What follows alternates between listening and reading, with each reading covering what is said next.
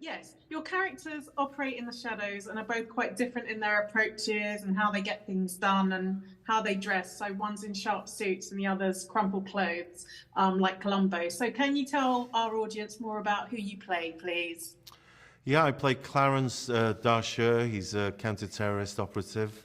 Yeah, it's you mentioned the clothes. I mean, that level of unkemptness is yeah, the shabby chic. It's kind of the attention is not on how he wants to look.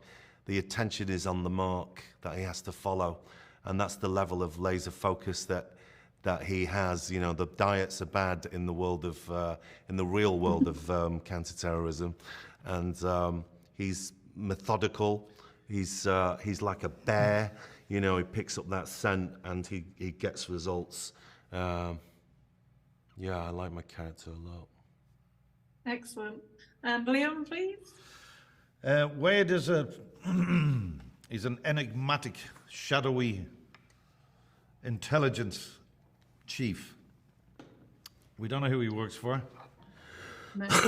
but he has been charged with protecting the planet, and he has access and power, enormous. He wields enormous power, and leaders of the world will do exactly what he tells them to do.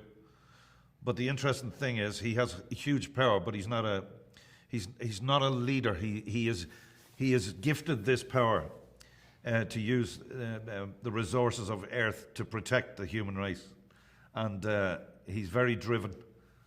He doesn't tolerate any BS, and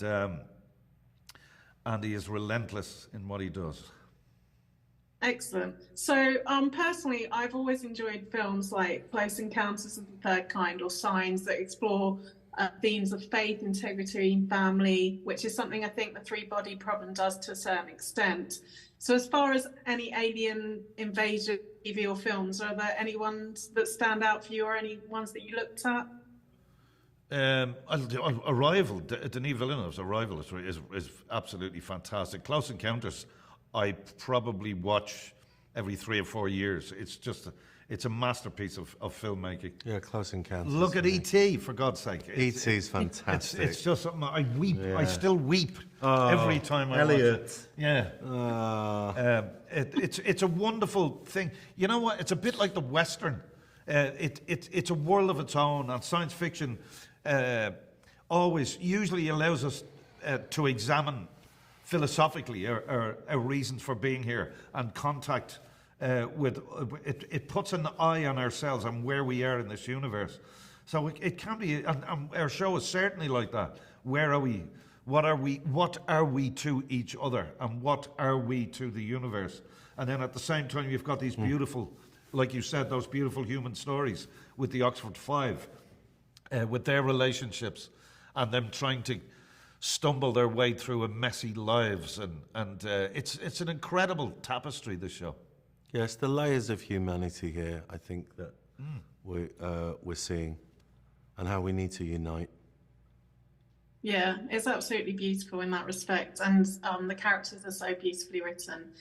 So on that theme of like communication and things like that, what were the biggest themes and things that you took away when reading the screenplay or the books?